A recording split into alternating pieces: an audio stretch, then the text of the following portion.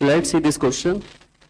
Let nu1 be the frequency of the series limit of the Lyman series, nu2 be the frequency of the first line of the Lyman series, and nu3 be the frequency of the series limit of the Balmer series. Then option A, nu1 minus nu2 equals nu3. Option B, nu2 minus nu1 equals nu3. Option C, nu3 equals 1 by 2 nu1 minus nu3. And option D is nu1 plus nu2 equals nu3. तो इसमें हमें formula use करना है.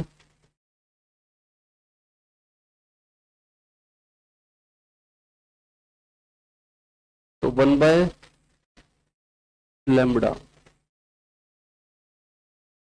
Equals R 1 upon n1 square minus 1 upon n2 square. Okay, तो frequency पूछा है उसने, तो फ्रीक्वेंसी होता है c बाय लैम्बडा. तो फ्रीक्वेंसी होता है c बाय लैम्बडा, इसको c से मल्टीप्लाई कर देना है 1 upon n1 square minus 1 upon n2 square.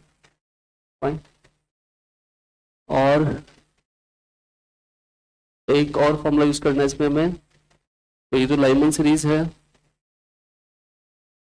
तो लाइमन सीरीज उसका n1 होता है बच्चों 1. ओके, लाइमन सीरीज में n1 क्या होता है हमेशा 1. तो उसने बोला है इसका लिमिटिंग लाइन, सीरीज लिमिट. तो सीरीज लिमिट का मतलब limiting line, limiting line of Lyman series. तो उसके लिए n2 लिखोगे इंफिनिटी. तो लाइमन सीरीज के लिए n1 आएगा 1, और इसकी जो लिमिटिंग लाइन है लाइमन सीरीज की लिमिटिंग लाइन, उसके लिए n2 आएगा इंफिनिटी. उसके बाद उसने बोला है first line of Lyman series. ठीक है, तो उसमें और भी कॉन्सेप्ट है वो लिख लेते हैं.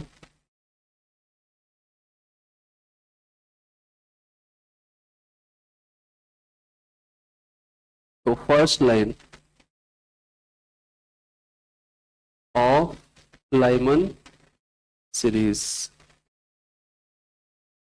तो n1 तो आएगा बच्चों, लाइमन सीरीज है तो 1 आएगा.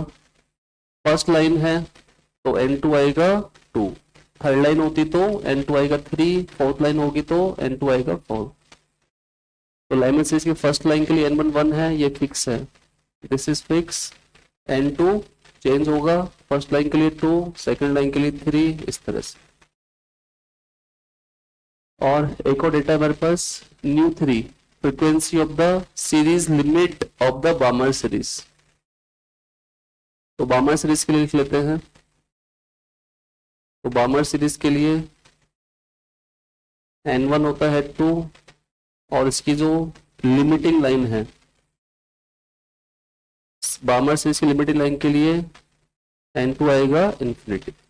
कोई भी सीरीज है उसकी जो लिमिटिंग लाइन है लास्ट लाइन है ना इंफिनिटी, तो ये लिमिटिंग लाइन है, लास्ट लाइन है इंफिनिटी शेल के लिए. ओके, तो ये वैल्यूज यूज करते हैं. तो सबसे पहले उसने बोला है nu1. तो nu1 है frequency of the series limit of the Lyman series. तो nu1 फाइंड कर लेते हैं. तो nu1 इक्वल्स आएगा CR 1 upon n1 square minus 1 upon n2 square. तो बच्चों ये आएगा CR. ठीक है, इसको मैं कांस्टेंट लिख देता हूं R1. फाइन. तो ये 0 हो गया है, this term is 0. 1 by infinity square मतलब ये 0 है. तो ये 1 अपॉन 1, तो ये CR, इसको मैंने R1 लिख दिया है. C कांस्टेंट है, R भी कांस्टेंट है, तो हमने इसको नया कांस्टेंट लिख दिया R1. अब लिखते हैं nu2. तो nu2 आएगा CR 1 अपॉन n1 स्क्वायर. तो nu2 किसके लिए है बच्चों, nu2 be the frequency of the first line of the Lyman series.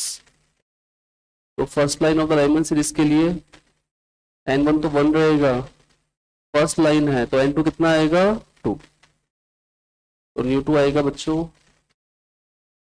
CR 1 minus 1 by 4, तो आएगा CR 3/4।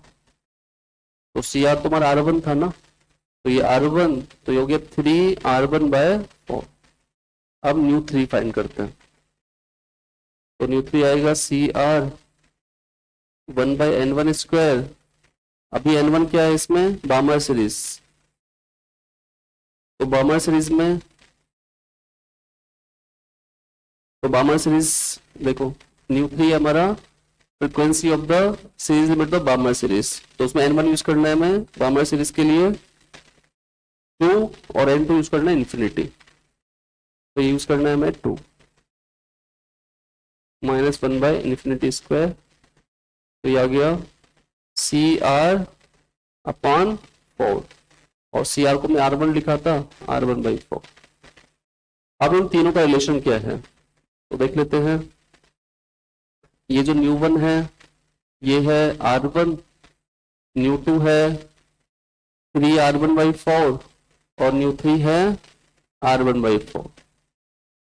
तो यदि हम लिखेंगे न्यू 1 माइनस न्यू 2 है ना, R1 -3/4 ऑफ R1, तो कितना आ जाएगा, ये 1/4 ऑफ R1 आ जाएगा। और ये जो 1/4 ऑफ R1 है यही हमारा न्यू 3 है। तो ऐसा ऑप्शन देख लेते हैं कौन सा है। न्यू 1 माइनस न्यू 2 इक्वल्स क्या है, new 3। New 1 minus new 2 equals new 3। So this is our option A. Thank you.